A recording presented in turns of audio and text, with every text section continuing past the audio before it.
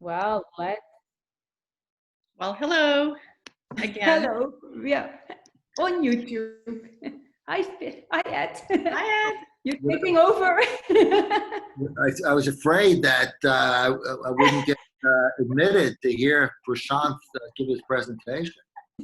I guess you assumed I already know the information, but I want to hear the other talk. It's the best way to learn what people in your lab are doing, right? Is by attending their talks. So that's what he worked on.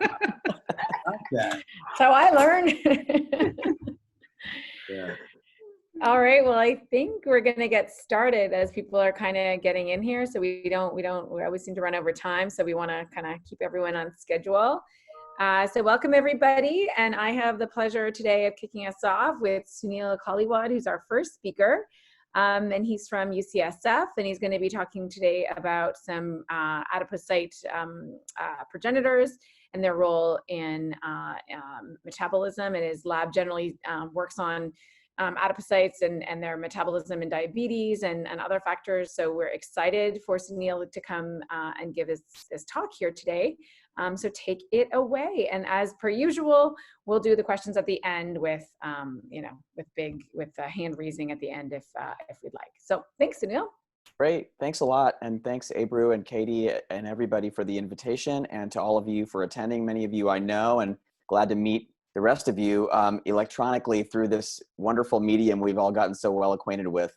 Happy Friday. And, in the context of all that's going on socially right now, I'll just say at the outset that I'm a physician as well as a scientist. And one of the things that I encounter a lot in my practice, in fact, maybe the main driver of diabetes, which is what I see mostly in my patient population, is health disparities. And I'm going to try to intersect a little bit of this story with that overlying principle, because I think disparities, kind of the theme of much of what we're dealing with right now outside of COVID. In fact, maybe even a part and parcel, a function of how COVID manifests as well. It's really about disparities, haves and have-nots, right? So I'll go ahead and get started. A few disclosures, nothing that has anything to do with my talk today. So you're probably aware of this classic concept of the progression from obesity to type 2 diabetes, right? And so there's genetic and environmental factors that spur the process along, but it's basically a process that begins with obesity and in certain people leads ultimately to beta cell failure and the development of diabetes and loss of glucose control.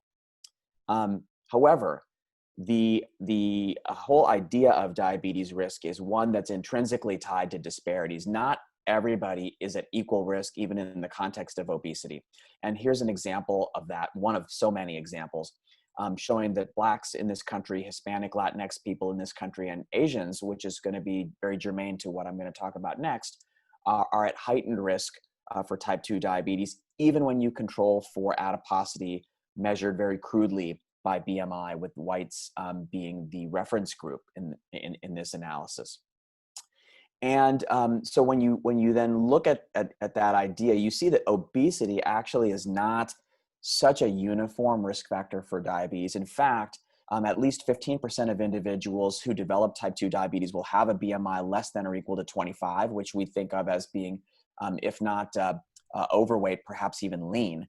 And 70% or thereabouts of people who are overweight and or obese never will go on to develop type 2 diabetes, indicating that some people are quite healthy metabolically, even in the face of significant excess adiposity. We're very interested in that dichotomy. And in order to explore that, we had an idea to take advantage of ethnic diversity, and specifically the idea that San Francisco Bay Area is quite ethnically diverse in a specific way that might be useful for what we're talking about in our lab with respect to patterns of fat deposition. And so we developed a cohort, which we call the IDEO cohort. And you can see some characteristics of this cohort here.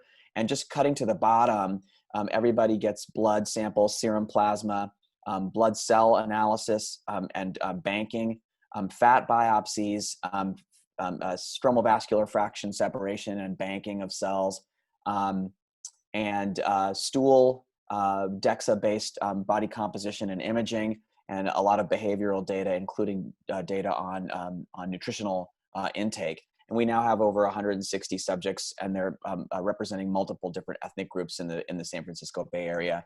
The story I'm going to tell you has to do with the Chinese component of this population versus white people who are also in IDEO. So this is just an example of the diversity we were able to capture. So these are DEXA data for 3 women from our cohort. And if you look, the woman here, I don't know if you see my pointer, but the woman on the left is white, center Hispanic, and right Asian. And if you just look at the summary of the BMI and visceral white adipose tissue volumes and mass, you see that the BMI is quite similar for these 3 women, but the visceral adiposity is exceptionally different, with the Asian woman here who is 59 compared to a 37-year-old example of a white woman having roughly 3 times as much visceral fat for the same basic BMI. And so we wanted to study the extremes within this diversity further.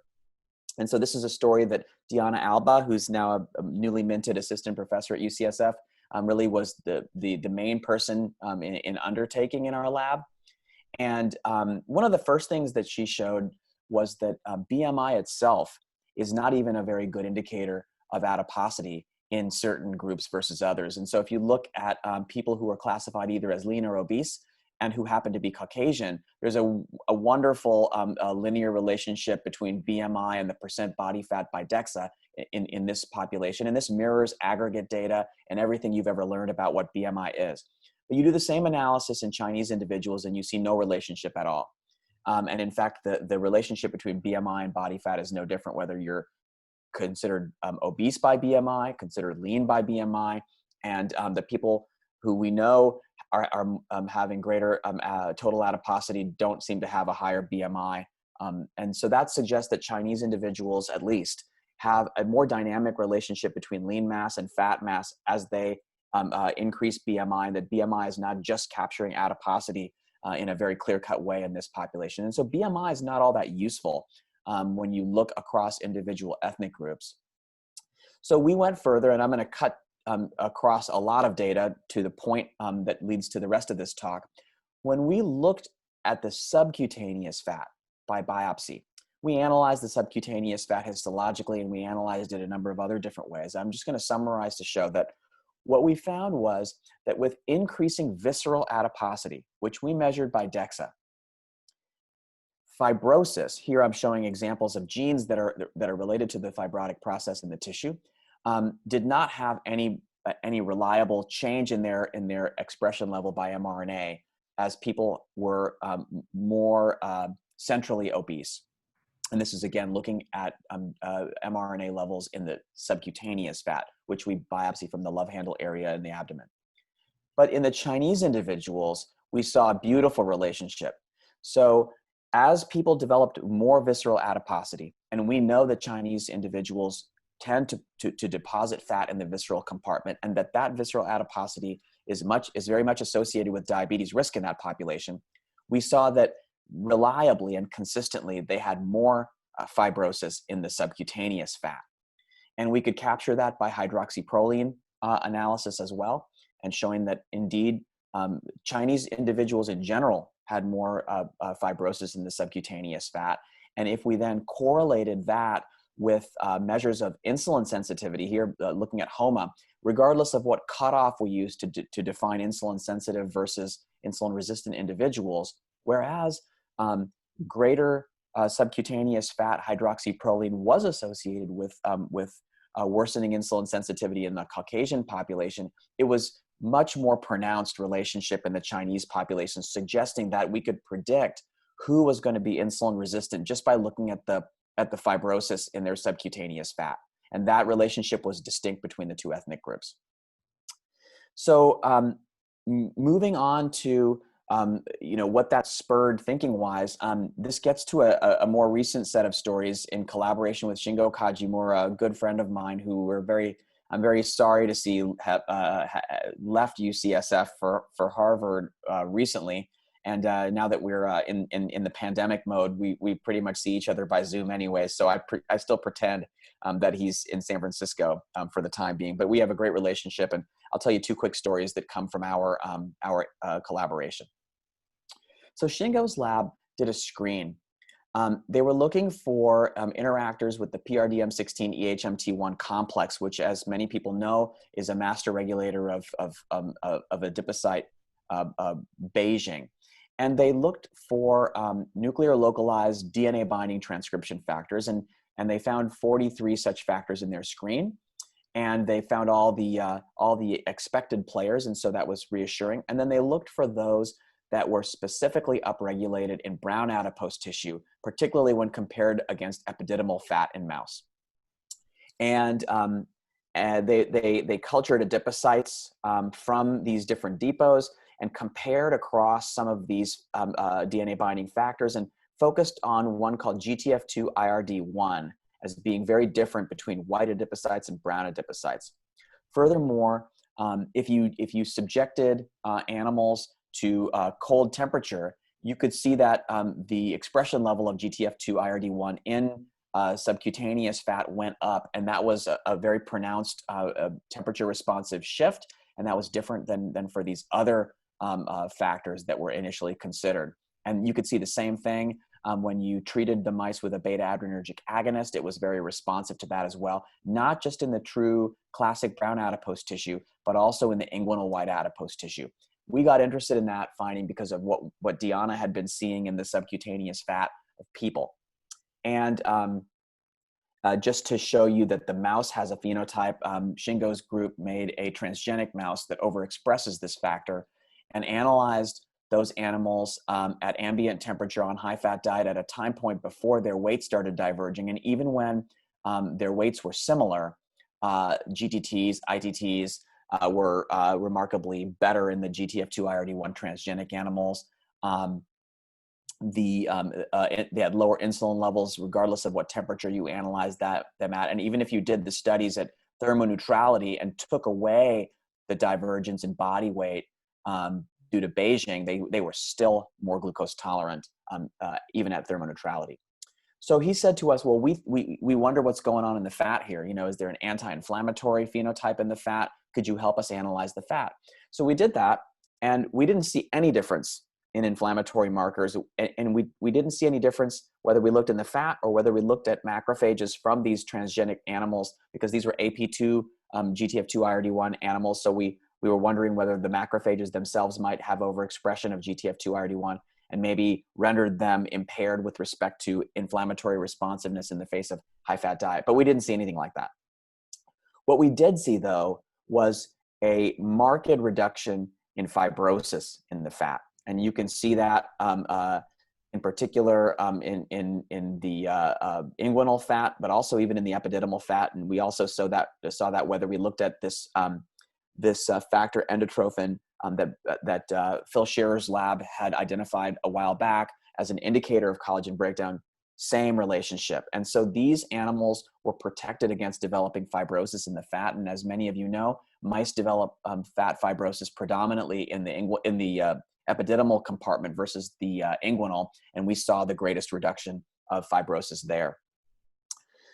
So we then looked cell intrinsically, and we saw that this factor GTF2 IRD1 really had an impact on the Beige versus fibrotic program, even when we analyzed differentiated adipogenic progenitors in vitro.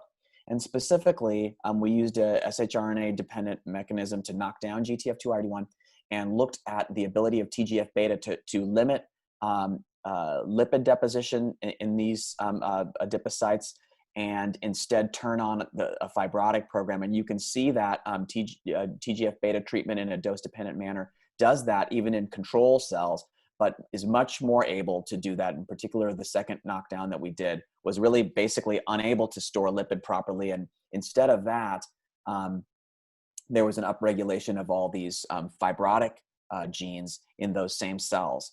And if you looked at gene expression of factors associated with standard beige adipocytes, the ability of TGF-beta treatment to reduce the expression level of those genes was markedly enhanced if you knock down GTF2-IRD1.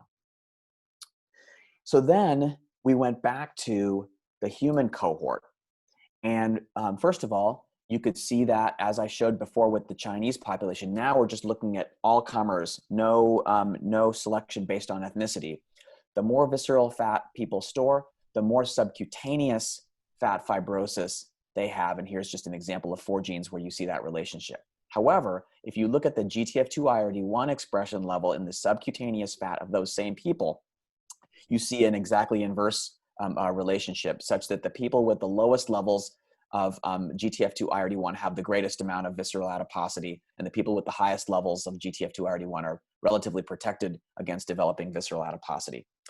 And if we divided the individuals into GTF2-IRD1 low versus GTF2-IRD1 high, we could see just by doing that we could segregate who had more fibrosis and who had less fibrosis. And I'm showing you examples across multiple fibrosis markers by qPCR in that kind of analysis as well. So it was very consistent and very reproducible. So just to summarize this part, GTF2-IRD1 is a part of this Beiging complex associated with EHMT1 and PRDM16. And when it is present and binds to this complex, it prevents SMADs from finding their targets in response to TGF-beta. And that prevention leads to a minimization of the expression of the fibrotic program and an enhancement of responsiveness instead to beta adrenergic stimulation, and thus a greater Beiging potential. And so there's this yin-yang relationship that we really kind of settled on, that the more fibrosis you see, the less Beiging, and the more Beiging you produce, the more you minimize the development of fibrosis. And these things change with age, these things change with obesity, and that balance is a predictor of diabetes risk, including in people. So this is just a summary of that. A basic new way that we have now of thinking of this relationship, that there is a dynamic metabolic index in subcutaneous fat that's a function of fibrosis and Beiging activity that is influenced by other factors. And this is now our new way of thinking about that classical progression towards type 2 diabetes. It's actually much more dynamic and interrelated within the fat than we previously thought. So I'll finish up in a minute or two by just talking about our most recent story. This is a single-cell RNA-seq story in both mouse and humans, looking at stromal vascular cells from subcutaneous fat. And again, Shingo's lab did the initial screen. They identified in their single-cell RNA-seq analysis one population cluster that had the myogenic elements that made them think that perhaps Beiging was inherent in that cluster. They analyzed that cluster for mRNA levels of genes that were suggested to be cell surface encoding protein, encoding cell surface proteins, and the highest expression that they found was for this tetraspanin molecule CD81. And so then we got involved again with them at this point, and we found, first of all, that if you sort for CD81 positive versus negative cells out of the lineage negative SCA1 positive population in mouse, you saw that the CD81 cells were able to, in the context of a Beiging cocktail, store substantial lipid, whereas the CD81 negative compartment within the same group of progenitors was not very much able to at all. And if you looked at both adipogenic as well as Beiging factors, you saw that there was a significant increase in expression of those factors in the CD81 positive population. Norepinephrine responsiveness in vitro, similarly much better in the CD81 positive population versus the negative population. And we created a reporter mouse to look for alpha smooth muscle actin as an indicator of this population potentially, then sorted for CD81 within that, and found that if you looked at the SCA1 positive CD81 smooth muscle actin positive group, you saw that the CD81 expression level was really much higher only in that group versus the other groups that you might derive from the same tissue. And we analyzed that a few different ways, and you can see how this population really looks like it's enriched with these Beige specific progenitors.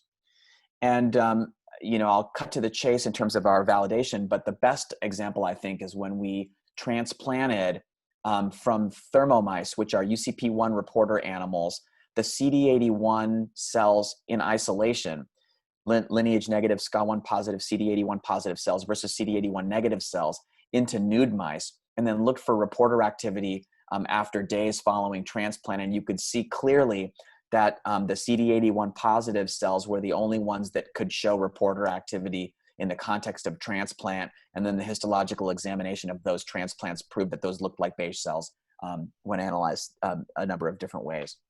So we think that we've identified a beige competent specific population of progenitors within subcutaneous fat.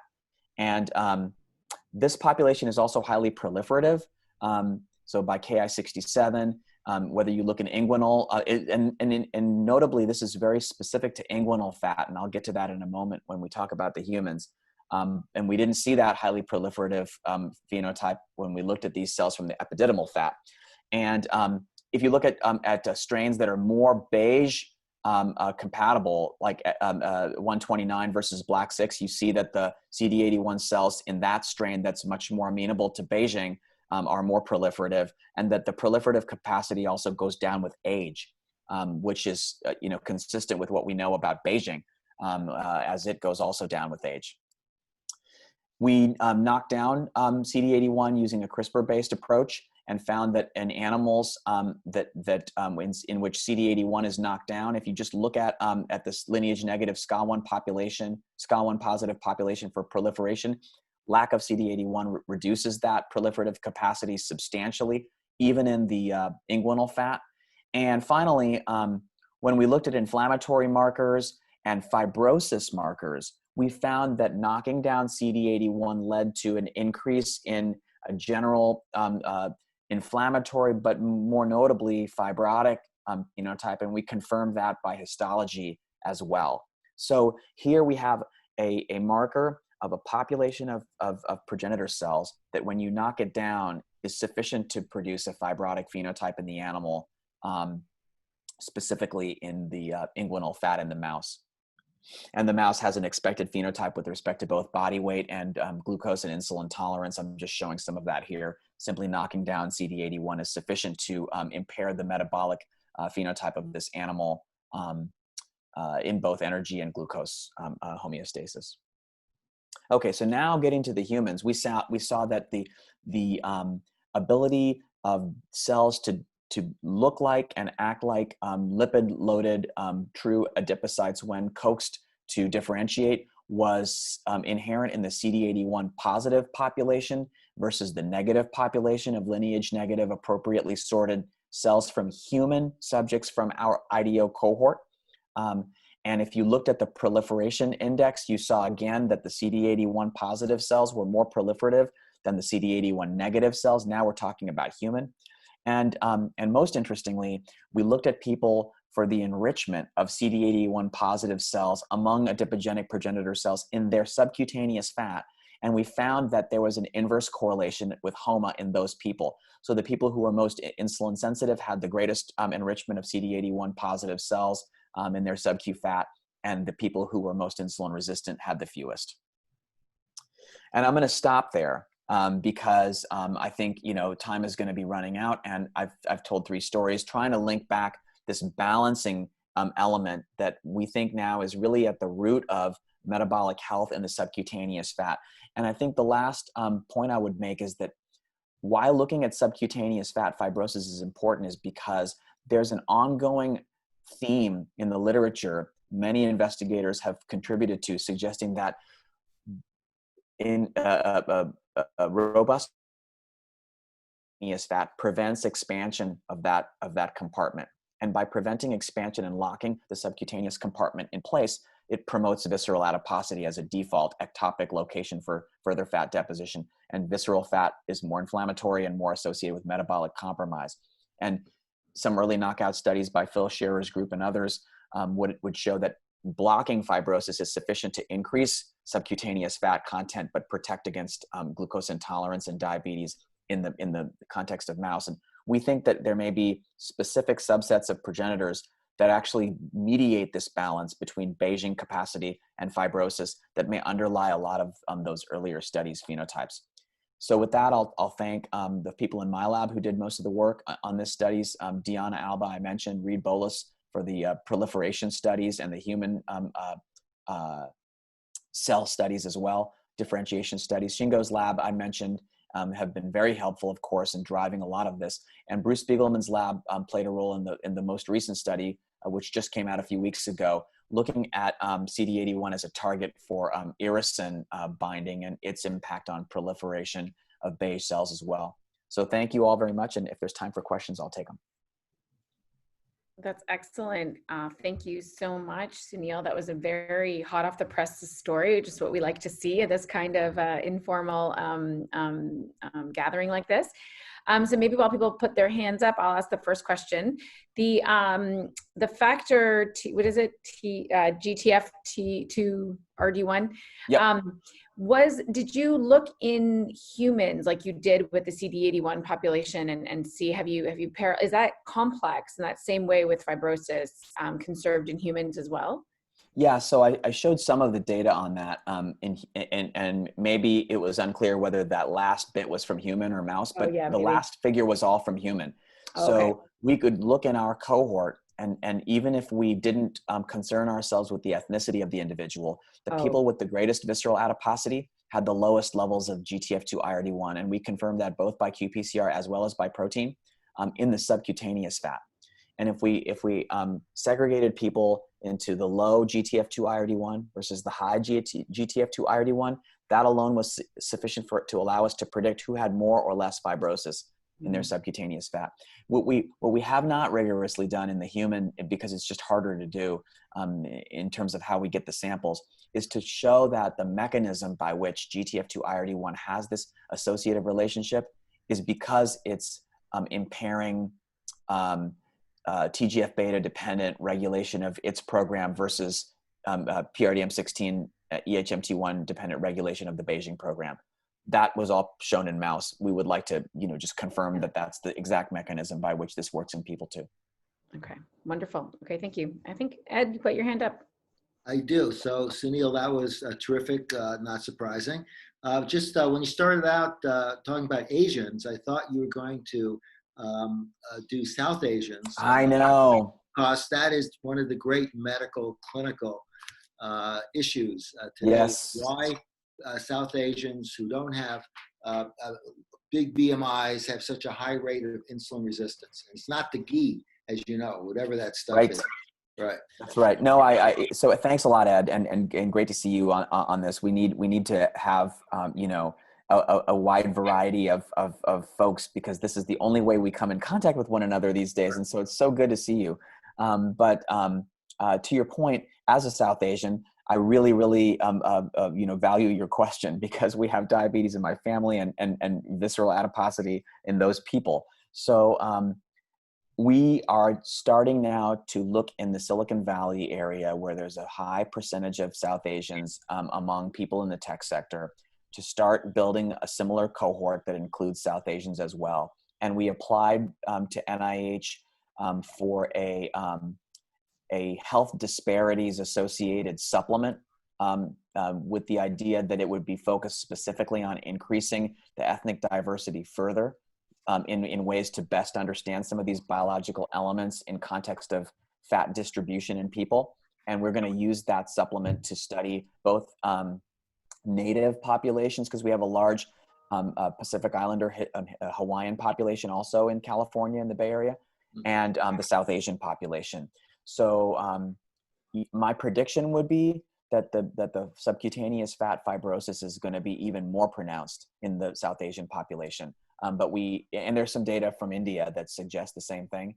But this idea of looking at cellular determinants is completely unexplored, and we would very much like to do that. Okay. And if it's not, you'll just find another amazing pathway.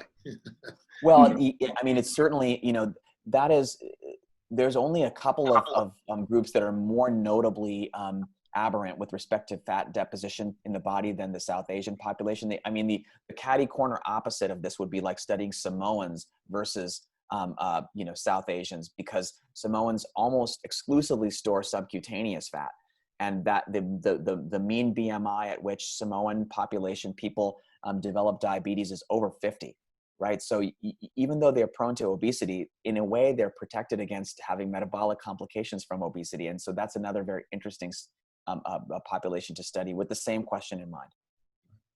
Thank you. Hey, Esther, do you have a question? Yep. Yeah. Right. Oh, unmute me. Hi. This was a wonderful presentation. I'm not so familiar with the field, but what actually happens after the fibrosis of your subcutaneous adipose tissue? You told us the immune system is probably not so important in this respect, but if you get a lot of fibrosis and a lot of TGF-beta programming, what's going on with, for example, the macrophages? Do they really become those type 2 macrophages that want to make fibrosis, and what's the long-term effect of the fibrosis? Yeah, so to answer the specific question, what we are seeing, and this is very preliminary, but we have some evidence to support it, is that both the myeloid compartment and the progenitor compartment, the fibroblast compartment, is more likely to enter something called senescence, and this senescence-associated secretory phenotype. And we have evidence that suggests that perhaps the macrophage compartment, in the context of significant fibrosis, becomes senescent. And at least part of what we think of as activation of macrophages, based on the fact that these cells are secreting abundant cytokines, actually not a function of a particular form of inflammatory activation, but rather SASP. And we're trying to see if we can approach through using a senolytic strategy, the ability to maybe mitigate that and see what kind of metabolic impact that has. But the more broad answer, I think, is that one thing that we see in mouse and in people, associatively in people, is that if you have more fibrosis in the subcutaneous fat, you develop more visceral adiposity. And we think that the majority, if not essentially all of what we see metabolically speaking in the animal as a whole, is a function of how much visceral fat they are made to store by inducing subcutaneous fat fibrosis. Visceral fat fibrosis is a different issue altogether, because mouse and human are exceptionally different in that regard. Humans, unless you're talking about these groups like we've been studying, Chinese individuals, perhaps South Asian individuals, don't develop all that much subcutaneous fat fibrosis when they're lean. Visceral fat, no matter what ethnicity you are, always is associated with fibrosis and inflammation. We've never seen in any ethnic group visceral fat. Even we look at omentum in people, it's always chock full of fibrosis as well as inflammatory cells. In mouse, unless you do these genetic modifications like we've been describing, wild type, for example, black 6 mice, they almost have no fibrosis at all, no matter how long you feed them high fat diet in the inguinal fat. In the epididymal fat or mesenteric fat or perirenal fat, they get profound fibrosis, and it's always associated with inflammatory cell accumulation. So those two things in the visceral compartment tend to be yoked. Okay, yeah, thanks. Great. Okay, Ada, last question. Hi, thank you so much. That was fascinating. I was wondering, I have a follow-up question actually to Esther's question about reversibility of this. So weight loss or other means of inflammation resolution or fibrosis resolution, is that possible to reverse this? Yep. So we know that the process is slow in mouse, but there's studies that indicate that it is reversible. But the better data come from humans. And I will point you to a 2017 cell metabolism paper from Karine Clement's group, where they identified a different population of progenitors. And it's a really nice paper. It has a lot of human data in it as well, that expresses another tetraspanin molecule called CD9. And they looked at the CD9 percentage, and they found that the CD9 percentage was also associated positively with fibrosis, suggesting that it's a different, it underlies a different class of adipocytes or other cell type within the fat that is more specifically pro-fibrotic, whereas CD81 cells that we studied seem to be anti-fibrotic when present. And what they did was they looked at people who got bariatric surgery, and they divided them into people who had more versus much less CD9 cells at the time of surgery. And the people who had the highest abundance of CD9 cells, they had the most fibrosis in their subcutaneous fat when they biopsied them, and their ability to lose weight with the bariatric procedure was the most limited, suggesting that fibrosis prevented substantial weight loss because it limited the dynamic pliability of the fat to actually engage in the immense remodeling that it needs to undergo in response to something like bariatric surgery, in that case, to Roux-en-Y bypass. And so I think, to answer your question, perhaps this is a determinant of weight loss and regain, even in people, the balance of these different progenitor populations. And I'm sure the heterogeneity of these populations is much greater than just the two cells, CD9 and CD81, that there's a lively heterogeneity that actually indicates responsiveness in a wide variety of situations. Okay, excellent, thank you. All right, that was excellent. Thanks a lot. Thanks a lot, Suneil. Okay, I'll toss it over to Esther. Okay, now we'll continue with the second part of this seminar with Prashanth Thevkar, and he was a postdoc at Fisher's lab, or he still is, but he's moving forward to Harvard. But he's going to tell us some very important data on the role of the TGF-beta receptor in cholesterol-induced vascular smooth muscle cell assumption of macrophage-like feature. So Prashanth, the screen is yours, and I think we're seeing your screen now, so go ahead. Thank you, Esther. Thanks for the introduction. I would like to thank Esther, Katie, Ibru, and Dr. Fisher for giving me the opportunity to present one of the most exciting projects I've worked in the Fisher lab.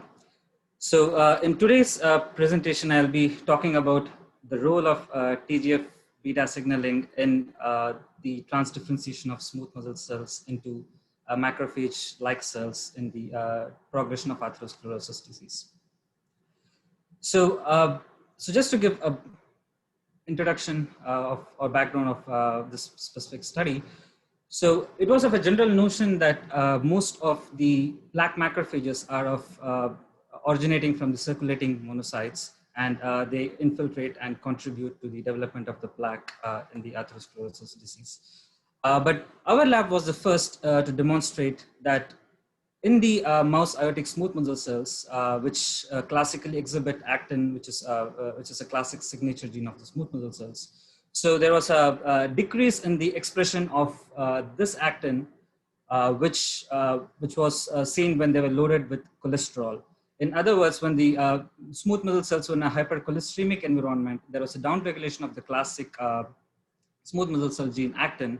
And in contrast, there was also increase in the macrophage feature, as evident by increase in the CD68 levels in these cholesterol-loaded smooth muscle cells.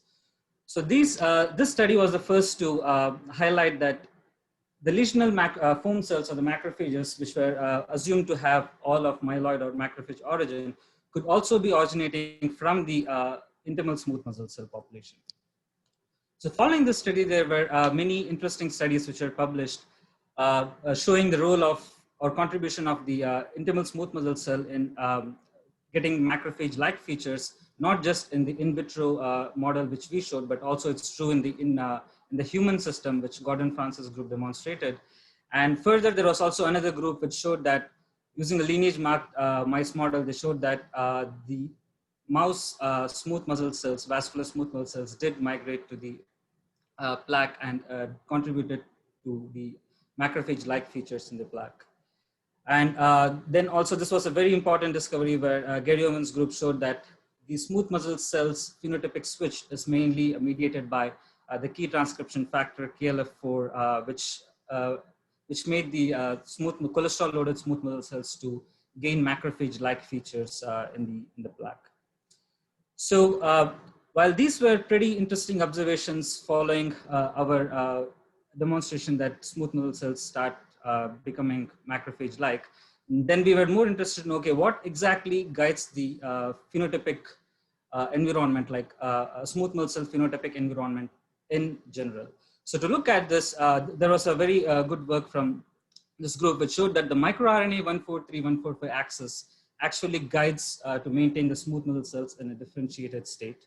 So as you see here, the microRNA 143-145 increases the transcription of myocardium and SRF, which are the key transcription factors in maintaining the smooth muscle cell in a differentiated state. And on the other hand, it represses the expression of macrophage markers, or the markers which increase the smooth muscle cell differentiation state. So having seen that this microRNA 143-145 is important in maintaining the smooth muscle cell phenotype, this was a paper which was published in EDVB before from our group, which showed that in the cholesterol loaded cells, consistent with what was shown before in the other study, the cholesterol loading downregulates the expression of microRNA 143 and 145, which are pretty important for maintaining the smooth muscle cell plasticity. And what was more interesting is to see that in the cholesterol loaded cells, there was a decrease in the myocardium expression, which is a key transcription factor. And this effect was actually restored when you overexpress with microRNA 143, 145 mMX in the mouse vascular smooth muscle cells. So this indicated that the phenotypic switch is guided by the microRNA 143, 145 axis, and this axis actually is also true in the case of cholesterol loaded cells and maintaining the smooth muscle cell plasticity. So with the literature, what we have so far, we know that the smooth muscle cell exhibits a plastic phenotype and they could become macrophage-like in the hypercholesteremic environment. And we have demonstrated that the microRNA axis actually guides the reprogramming of this microRNA axis is important in causing the switch. But based on these observations, we had 5 important questions to address. So first is whether whatever phenomenon what we had showed, is it true only in the mouse cells, or is this happening even in the human cells? And the second question was to see whether what actually drives the phenotypic switch in cholesterol loaded cells. What is the mechanism which is actually driving this phenotypic switch? And what factors actually increase the macrophage features in the cholesterol loaded cells? And the other important question we wanted to ask is, once these macrophage features are gained in the smooth muscle cells, can we actually reverse this phenotype?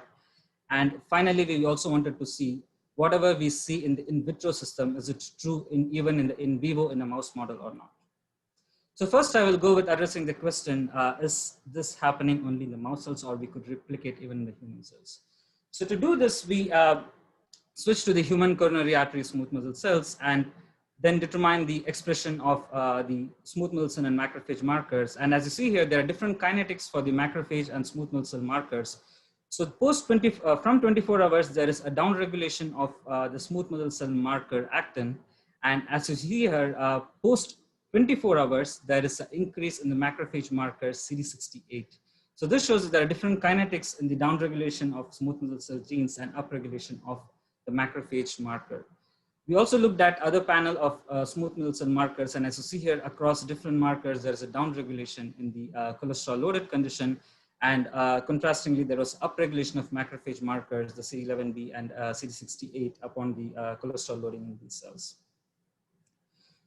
So having seen that we have a very similar phenomenon even happening in the human cells, so next wanted to understand, okay, what exactly is happening in the cholesterol loaded cells and what signaling drive these changes in these cells. So this was a very interesting paper which showed that microRNA 143, 145 axis, which is important for maintaining the smooth muscle cell plasticity, was actually regulated by TGF-beta signaling. So TGF-beta actually alters or positively regulates the microRNA axis, and this in turn maintains the smooth muscle cell plasticity. So we wanted to see whether this is also true in the cholesterol loaded cells, because we know that the microRNAs do get regulated. So we wanted to see whether TGF-beta signaling also has anything to do in the cholesterol loaded cells and in the microRNA axis. So to test this, we looked at the expression of so the previous paper showed that there's a transcriptional activation of these microRNAs. So we looked at the prime microRNAs, which are the precursors for the microRNAs. So as you see here, so the black bar indicates the TGF-beta treatment. And when you treat the cells with TGF-beta, there is an increase in the precursors for microRNA 143 and 145. But when you do the same TGF-beta treatment in the cholesterol-loaded smooth muscle cells, you see that there is no upregulation, or there is a blunting effect in the cholesterol-loaded cells, indicating that the TGF-beta mediated microRNA expression is suppressed in the cholesterol-loaded condition. So further to go into detail, so we know that the TGF-beta signaling has something to do with the microRNA expression, but we wanted to understand what exactly is the signaling events happening in the cholesterol-loaded cells in the context of TGF-beta. So we looked at the phosphorylation of SMAD2, SMAD3, which are the key downstream mediators of TGF signaling. And as you see in here, if you focus on the last panel, when you treat the cells with TGF-beta ligand, there is increased nuclear localization of SMAD, phosphorylated SMAD, evident in these green dot in the nucleus. But when you do the same TGF-beta treatment in the cholesterol-loaded cells, we see that there is a decrease in the localization of this SMAD, indicating that there is a downregulation of the TGF-beta signaling. Further, we also did Western blotting and did a dose-dependent treatment of cholesterol, and saw that in the with the increasing concentration of cholesterol, as you see in the graph here, there is a decrease in the phosphorylation of SMAD, again suggesting that the cholesterol treatment downregulates the TGF-beta signaling and the downstream mediator phosphorylated SMAD2. So this results led us to the next question. Okay, we know that the TGF-beta signaling is getting downregulated, but what exactly is happening in the cholesterol-loaded cells, which leads to the downregulation of the signaling? So when we dig into the literature to see what is known about the regulation of TGF-beta signaling, saw that in mink lung epithelial cells, which is classically used for studying TGF signaling, it is shown that when the cells are loaded with cholesterol in these lung epithelial cells, as you see here, the receptor gets localized in the lipid raft region, and this paper indicates that the localization of the receptors from the non-raft to the lipid raft region makes them less responsive to any TGF-beta stimuli, or in other words, the localization of the lipid rafts, so the receptors in the lipid rafts results in decreased TGF-beta signaling. There is also another paper which indicated in NIS3 in the fibroblasts and HEC cells that the TGF-beta receptor localization in the caveolin-rich region in the lipid rafts results in downregulation of the downstream TGF-beta signaling events. So these were pretty interesting links, and we wanted to see whether is there any role of lipid rafts in the cholesterol-loaded cells in our smooth muscle cells. So consistent with what was shown, it was interesting to see that in the control cells which are not having any cholesterol, the TGF-beta receptor 1 and receptor 2 were residing in the non-raft region. But when we loaded the cells with cholesterol, we saw that there was a shift in the localization of these receptors, and they were moved to the raft regions, both the receptor 1 and the receptor 2 in the cholesterol treated condition. So this indicated that the signaling changes, whatever we have seen with the decreased phosphorylation of SMAD and decrease in the smooth muscle cell markers, is because of the localization of these rafts in the, so these receptors in the rafts, which results in downregulation of the TGF-beta signaling. So having seen that TGF-beta signaling and the microRNA plays an important role in our system, it's not just in the human in vitro system alone or just in the mouse cells, but also they have shown in another study that in the aortic smooth muscle cells, the expression of microRNA 143 and 145 is also downregulated in the plaque lesions, which was pretty consistent with what we have shown in the in vitro model. So this was pretty convincing that what we have seen in vitro is also happening true in the in vivo models, which was quite promising. And besides this, we also saw another very interesting literature which showed that if the TGF-beta receptor 2 is deleted in the smooth muscle cells, the homozygous mice start showing macrophage features even when they are on a chow diet. So as you see in here, so this ascending aorta and descending aorta, so all the aortic smooth muscle cells start exhibiting increased macrophage features even when they are just placed on a chow diet, indicating the importance of TGF-beta signaling in maintaining the smooth muscle cell phenotype and suppressing the macrophage-like features. So with these background, wanted to check, okay, so TGF-beta signaling is downregulated and this results in increased macrophage-like features, but what exactly could be the mechanism which is causing this increase in macrophage features, and how do we get this in more detail? So again, connecting back to the previous cartoon which I had showed before. So as you're seeing here, in one arm, the microRNA axis controls the expression of or positively regulates the myocardial SRF axis and maintains the smooth muscle cell differentiation phenotype. On the other hand, it negatively regulates the smooth muscle cell proliferative genes and suppresses the proliferative phenotype of the smooth muscle cells. An interesting link is that, as I mentioned before, Gary Owen's group, they have shown that the KLF4 is an important factor which is actually governing the phenotyping switch from smooth muscle cells to macrophages in the hypercholesteremic environment. And this has shown to be true even in the monocytes, which is important for getting differentiated into macrophages in the cells.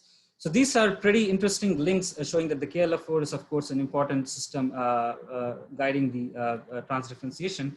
So we, in our human cells, loaded with cholesterol in a different dose-dependent manner and determined the KLF4 expression, and saw that with increasing dose of cholesterol, there was an increase in the KLF4 expression.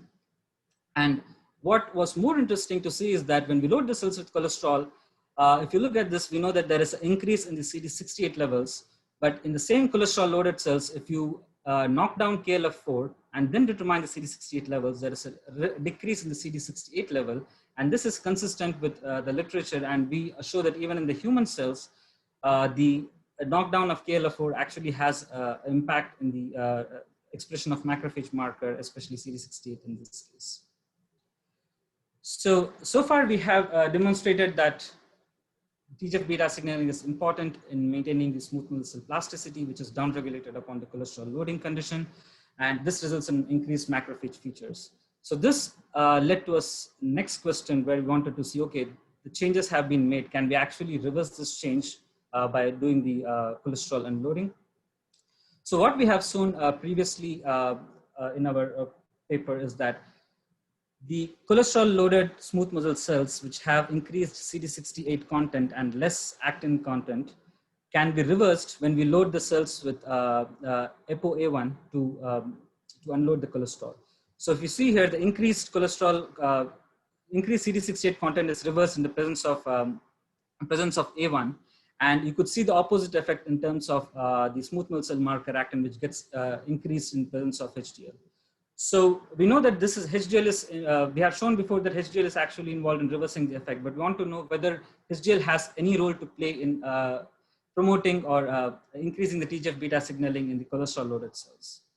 So to address this, again, first we went to the first step in the signaling and saw whether the receptors actually change in the presence of HDL.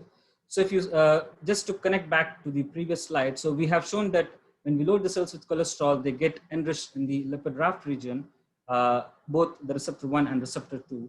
And what is more interesting is that when we add HDL to these cells and unload the cholesterol, we could repartition these receptors in the non-raft region. Both the receptor 1 and the receptor 2 were repartitioned when in the presence of HDL, which indicated that the signaling for TGF-beta could be active in the presence of HDL as it's repartitioning these receptors. But we still wanted to answer the next important question. Okay, so we know that the repartitioning is happening, but whether this repartitioning is also actually having a functional effect by altering the TGF-beta signaling or not. So to look at this, we so we just have two groups, cholesterol loaded or cholesterol loaded plus HDL. So as you see here, the key signatures of the classic smooth muscle cell marker, myocardial and microRNA 140, 145. All the three markers are upregulated when you unload the cells with HDL, indicating that HDL restores the smooth muscle cell phenotype, what we have shown before. And what was more interesting to see here is that the cholesterol treated, so the second lane here is when you treat the cells with TGF-beta, there is increased phosphorylation of SMAD. And when you load the cells with cholesterol, there is a downregulation of signaling, what we have seen before. But what is more interesting here is that when you add HDL to the cholesterol loaded cells, we could see that the phosphosmad levels were restored, or the phosphosmad levels were increased. So as you see in the quantification clearly here, there is a decrease in the phosphosmad levels, and HDL actually restores those phosphosmad levels. So this establishes a good link that HDL and TGF-beta signaling are involved, but to show a more direct involvement of TGF-beta signaling, in the same HDL treated cells, we pre-treated them with a TGF-beta inhibitor, and we saw that when we inhibit the TGF-beta pathway, we do not see any change in the phosphosmad levels, even in the presence of HDL, indicating that TGF-beta signaling is actually mediated by HDL, and this in turn could promote the maintenance of smooth muscle cell phenotype. And not just maintaining the smooth muscle phenotype, we also looked at the macrophage phenotype, whether HDL has any role in suppressing macrophage markers in the smooth muscle cells. And as you see here, the cholesterol loaded cells have increased macrophage marker, and when you unload them with HDL, there is a decrease in the macrophage CD68 levels, which again indicates that HDL is actually playing an important role in mediating or reversing the phenotypics, which is done otherwise by cholesterol.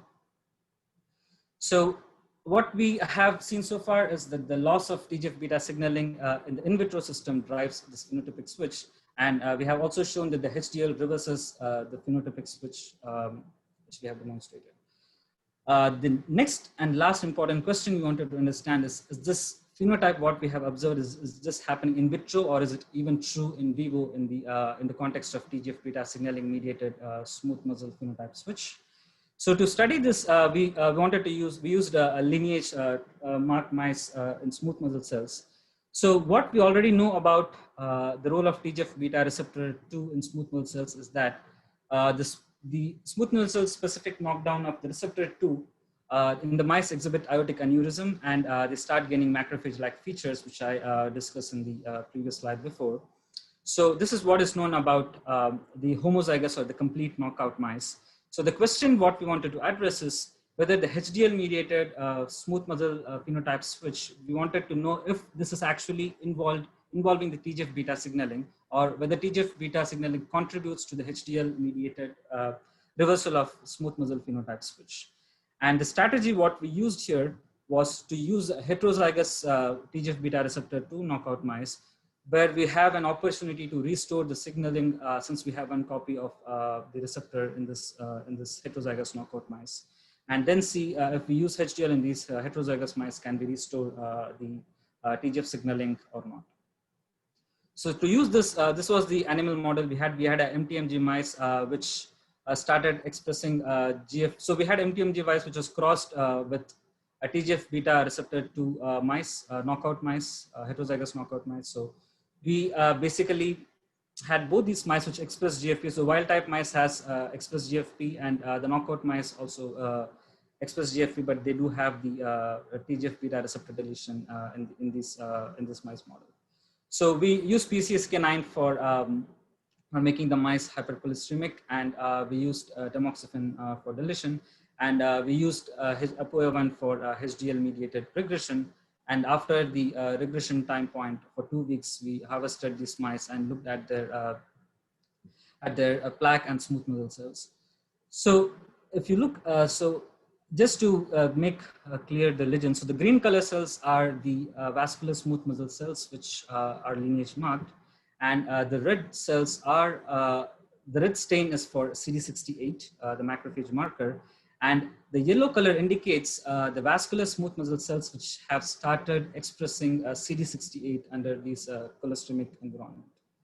So when we quantified the plaque, the yellow cells, which are actually the smooth muscle cells expressing the macrophage marker CD68, we saw that consistent with our in vitro observations, we see that in the wild type mice there was a increase in the smooth muscle cells expressing CD68, and this effect was actually made more very obvious when we have the heterozygous knockout smooth muscle cells, where we had more yellow cells being formed. As you see in here, there's more yellow cells in the plaque as compared to what you see in this wild type animal. So this demonstrated or recapitulated our in vitro studies showing that the TGF-beta receptor signaling is actually pretty important, and this causes the increased macrophage features in these smooth muscle cells and leading to phenotype switch. But what is more interesting and what highlighting here is that when we use HDL to induce regression, we saw that if you compare the two blue bars, there was a decrease in the yellow cells, or in other words, the smooth muscle cells expressing CD68 was decreased in the regressing condition in wild type mice. And what's most interesting is this last bar, which shows that if you have even one copy of TGF-beta receptor, we could restore the TGF-beta signaling to a greater extent and reduce the yellow percentage of yellow cells. This actually is helping to reverse the HDL-mediated phenotypic switch in the hypercholesteremic environment in the smooth muscle cells. So this data was in some indicated that whatever observations we saw in vitro is actually happening in vivo, and we could reverse this phenotype, and this was actually happening through the TGF-beta signaling. So in summary, in a classic smooth muscle cell phenotype, there is active TGF-beta signaling, which actually phosphorylates the SMAD, and these in turn maintains the level of microRNA 143, 145, which maintains the smooth muscle cell phenotype and downregulates or decreases the proliferative phenotype of smooth muscle cells. And in the cholesterol-loaded conditions, sorry, ignore my bell. And in the cholesterol-loaded condition, there is localization of these lipid rafts in the receptors in the caveolin-rich lipid raft region, which results in downregulation of TGF-beta signaling, which is evident with decreased SMAD phosphorylation and decreased microRNA levels. And this decreased microRNA levels actually increases the transcription factors like KLF4, which in turn results in increased macrophage features, causing or driving the smooth muscle cell phenotype, or smooth muscle cells becoming more macrophage-like. And when we used HDL, we saw that we could reverse the effect of the cholesterol, and we could restore the TGF-beta signaling, and the smooth muscle cell phenotype was active with the increased microRNA and SMAD phosphorylation levels. So in summary, I would say that TGF-beta signaling has shown to be an important factor in the smooth muscle cell plasticity, and HDL has been shown to mediate these effects. And in acknowledgements, I would definitely be very, very thankful to Dr. Fisher for giving me the opportunity to present one of the most interesting work which I've worked with. And Hito Nishi, who had a majority of the in vitro data which he had generated when he was in the Fisher lab. And I also like to thank Shruti Raval for doing a lot of in vivo work and also generating tons of HDL for this study. And Tariq for immense technical support for this specific project. And also Sonia for doing some of the in vitro studies for this project. And thank the members of the Fisher lab. And also we have some data also from a collaborator. We worked on some extracellular vesicles in the same experimental context, but we haven't shown it here. And also thanks to those collaborators for getting those experiments done. And thanks to Dr. Brown, Park, and Dr. Razani for giving very insightful thoughts on lipid raft experiments. And thank you everyone for your patient listening, and I'm open for any questions. Yeah, thank you, Prashanth. Very nice, very interesting presentation, and I'm pretty sure there are many questions. So please, if you have a question, please raise your hand. And I'll just start off with the first question.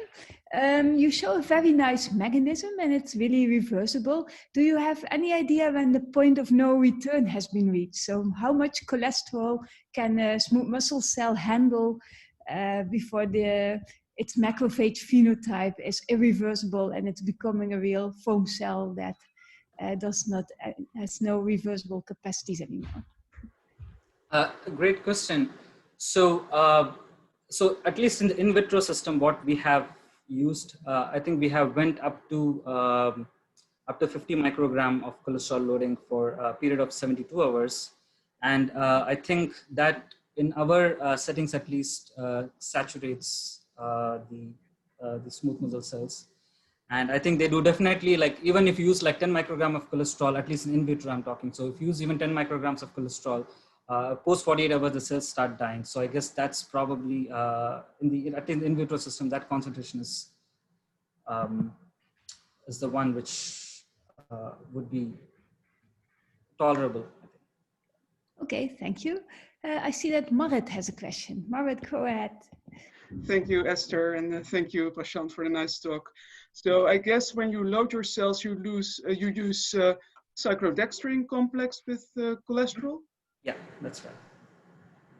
And I mean, for 72 hours, it seems a very long amount of time to me. So you still then keep on loading the smooth muscle cell? Oh, no, so actually the 72 hours time point was used in the previous experiments, but whatever experiments we have done with the human cells, it's all done with 24 hours or 48 hours time point. Mm-hmm. Initially, when we did in the mouse cells, the time point used was 72 hours, but there was a time course which we did, and I think there were different kinetics, as you see as I showed in the first graph. The smooth muscle cell features go down in 24, and the macrophages start gaining from 48 and 72 hours. So, but for all the experiments, what we have used, you're mainly stuck to 24 or 48 hours. Okay, great. No, thank you. Very interesting story. Thank you. Abel has a question. Yeah. Very nice talk, Prashanth. Did you consider what kind of metabolism is required to support this transdifferentiation, or did you look into that? Great question. I don't recollect anything on top of my head if I have thought about this, but if Dr. Fisher has any specific thoughts on this, he can jump in. The only metabolism part is actually in 2003 paper where we related more to the accumulation of free cholesterol than cholesterol ester, and link it to, Edward, one of your favorite topics, the ER stress, because this was done. First author of this paper, that paper, James Wrong, he's also a co-author, as I am, with Ira Tabus's first paper in Nature Cell Biology on cholesterol accumulation in the ER causing a stress. And so there's some component of the ER stress response in this loading up. And we used an ACAT inhibitor. The way we, as I remember, it takes me back a while, we use an ACAT inhibitor to get the equivalent total amount of cholesterol, but the percentage as free versus ester, and we had a more pronounced and earlier response when we forced the loaded cholesterol to stay in free form. Also, the free form it does get enriched in lipid rafts, so and that's Prashanth might have skipped over that, but why we brought up lipid rafts in the first place is that as you cholesterol load cells, as many of you know, you expand the number of lipid rafts that are there. And I saw before Tessa Barrett, another former postdoc in the lab, I don't know if she's still on at this meeting, but she had a nice paper in eLife that Andrew Murphy also and others have shown cholesterol loading expands the lipid raft population, and HDL will actually shrink that population as well. Thank you, Ed. I was thinking also that just like in macrophages, where their differentiation is supported by certain metabolism, glycolytic versus OXPHOS, that's very limited, but that's our understanding. That transdifferentiation might also require a certain metabolic switch, and that would require also a certain epigenetic change that would drive this, and maybe in the future studies this could be of importance for your lab. Yeah. Right, so that's, believe it or not, we didn't do a single seahorse study in spite of my neighbor, Catherine Moore, loving those. But we do have a whole ChIP-seq data set that Casey Romanowski and I just had a conference call about yesterday. And so we're going to try to glean something epigenetic out of this. But the metabolomics has been lagging, and I'm embarrassed to say that since my PhD is in metabolism. Thank you. Time to go back to that. Okay, if there aren't any more questions, then I would like to thank Prashanth and Suneil for their excellent presentations. And I would also like to thank the audience for listening. And I hope you will be back with us next week. Next week, we have another beautiful presentation. And for now, I wish you a great weekend. So it's already evening in Amsterdam. And for you, a good Friday, and see you next week. Thank you. Bye.